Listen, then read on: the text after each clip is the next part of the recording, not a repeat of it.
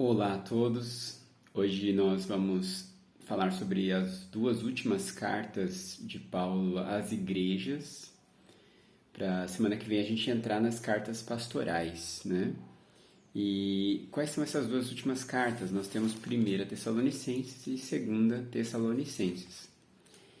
E é uma carta muito bonita, são duas cartas muito bonitas, de modelo mesmo para a gente de vida cristã. E de masculinidade, né? E de sexualidade, inclusive. Então, por exemplo, no capítulo 1 da primeira carta, a gente tem dos versículos 1 ao 10 mesmo, Paulo descrevendo como esses irmãos eram. E eu vou ler um trechinho para vocês que diz assim, ó.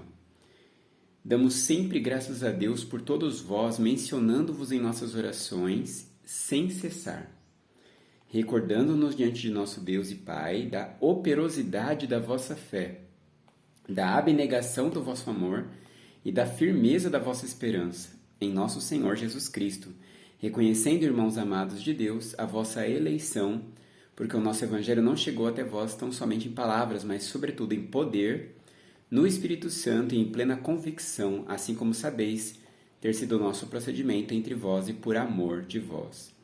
Com efeito, vos tornastes imitadores nosso e do Senhor, tendo recebido a palavra, posto que em meio a muita tribulação, com alegria no Espírito Santo, de sorte que vos tornastes o modelo para todos os crentes na Macedônia e na Acaia.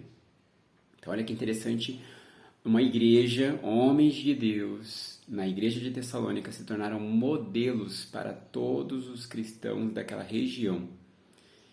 E a gente começa bem, então, a carta, né? A gente começa bem o assunto hoje, que é homens de verdade, né? Hombridade, a masculinidade tem a ver com isso, com sermos modelos em todos os sentidos, né? Ele termina esse trechinho do capítulo 1 falando que ele nem tem mais o que acrescentar, né? Ele fala assim, versículo 8, ele termina assim, a tal ponto de não termos necessidade de acrescentar coisa alguma. Quer dizer, cristãos autênticos, completos em Cristo Jesus, que levaram muito a sério a palavra de Deus e viveram de modo exemplar sua vida cristã, em todos os sentidos, inclusive na sua sexualidade, na sua masculinidade. E aí no capítulo 2, a gente tem no versículo 10 em diante, o seguinte, ó. Vós e Deus sois testemunhas do modo por que piedosa, justa e irrepreensivelmente procedemos em relação a vocês que acreditaram. E sabeis ainda de que maneira, como pai a seus filhos, cada um de vós, exortamos, consolamos, admoestamos para viverdes por modo digno de Deus, que vos chama para seu reino e glória. Aqui ele está falando que a liderança, ele, o apóstolo Paulo e todos os que estavam com ele como liderança, foram exemplares, foram irrepreensíveis, tratando a todas aquelas pessoas como filhos amados. E aí eu quero me deter um pouquinho mais nesse ponto, nessa questão, que é a liderança exemplar. Líderes que têm a sua vida sexual exemplar, que têm a sua vida, a sua masculinidade representada de forma exemplar. Olha que importante isso, olha que necessário isso. Paulo falando, eu me apresentei a vocês de forma irrepreensível. Quer dizer, vocês não têm do que me acusar. Né? Eu também sou um modelo para vocês. Como ele disse no capítulo 1, vocês me imitaram. Né? Então nós temos, primeiro, a igreja como um exemplo de vida piedosa. Depois, agora, o apóstolo como um exemplo. E a liderança, né? Como um exemplo dessa masculinidade, dessa hombridade, dessa sexualidade sadia. Isso é muito importante. Lembrando que é óbvio que o inimigo vai atacar a liderança. Né? E a liderança consciente sabe disso e se prepara para isso. E vigia, e ora, e sabe da responsabilidade de ser exemplar com relação à sexualidade.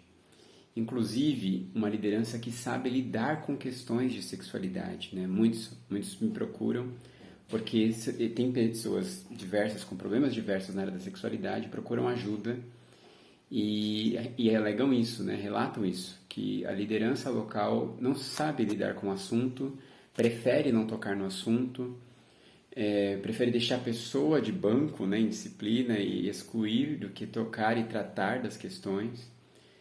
principalmente quando são questões de homossexualidade, de crise de identidade sexual, né?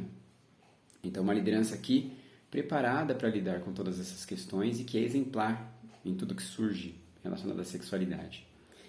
Depois, no capítulo 4, a gente tem uma menção direta a estas questões. Diz assim: finalmente, irmãos, nós vos rogamos e exortamos no Senhor Jesus que, como de nós recebestes, quanto à maneira de que deveis viver e agradar a Deus, e efetivamente estáis fazendo, continueis progredindo cada vez mais.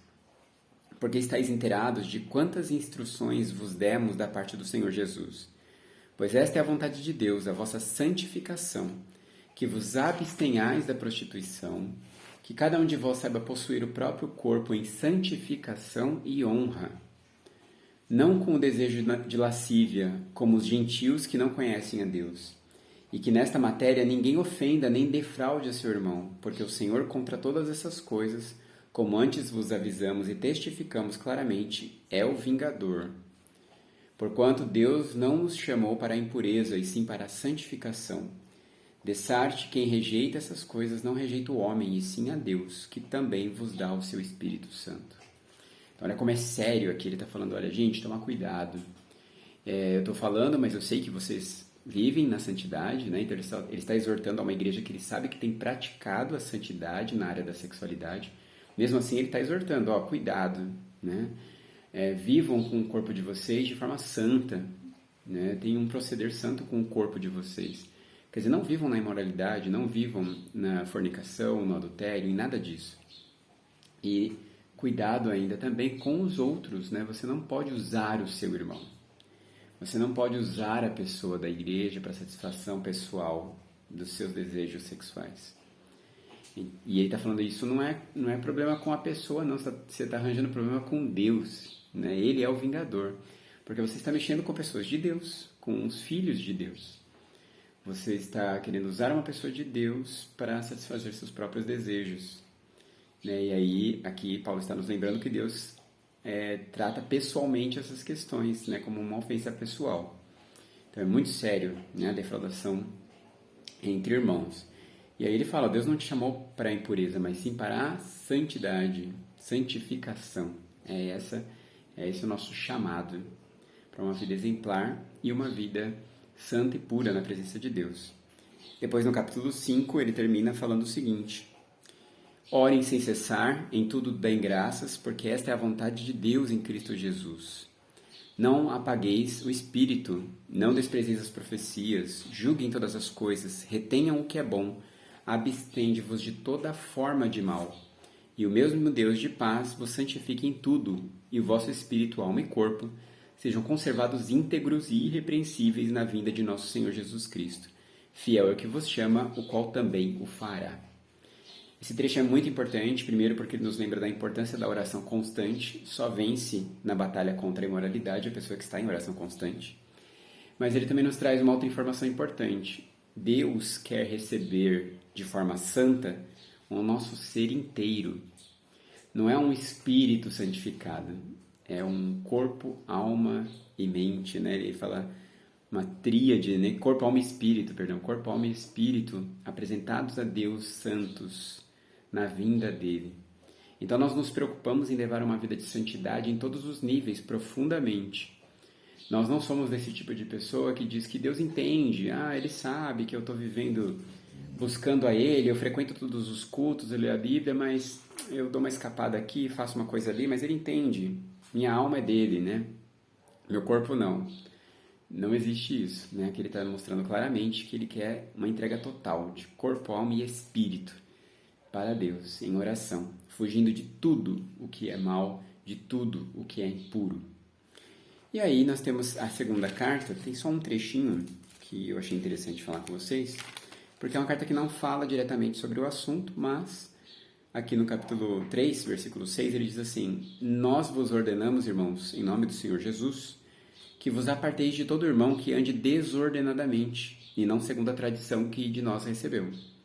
Pois vós mesmos estáis cientes do modo por que vos convém imitar-nos, visto que nunca nos portamos desordenadamente entre vocês.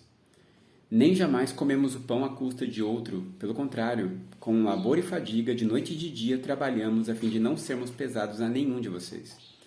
Não porque não tivéssemos esse direito, mas por termos em vista oferecer-vos exemplo em nós mesmos para nos imitardes. Porque quando ainda convosco vos ordenamos isso, se alguém não quer trabalhar, também não coma. Eu acho esse trecho interessante de citar aqui, porque ele está falando de gente folgada, né? De gente que de fato está usando o irmão, sim, está abusando da paciência, da bondade dos irmãos e vivendo às custas dos outros. E isso é errado também, certo? É viver desordenadamente. E para uma pessoa que faz isso, ela dá um pulinho e usar a pessoa, né? Usar a mulher dos outros, usar as coisas, a própria pessoa, o outro, né? É um pulo, porque a pessoa não está entendendo os limites, não está entendendo o lugar dela. Então, Tessalonicenses é uma carta que vai nos falar sobre isso.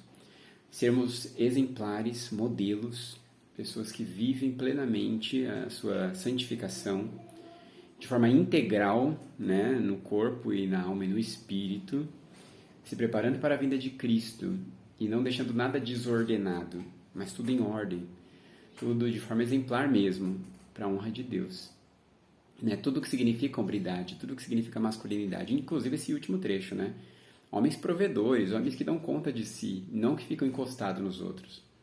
Homens de verdade. Então, vale a pena refletir nessas cartas, vale a pena trazer para a nossa vida o que está escrito ali. Viver uma masculinidade sadia, responsável, santa. Que Deus abençoe a cada um de nós.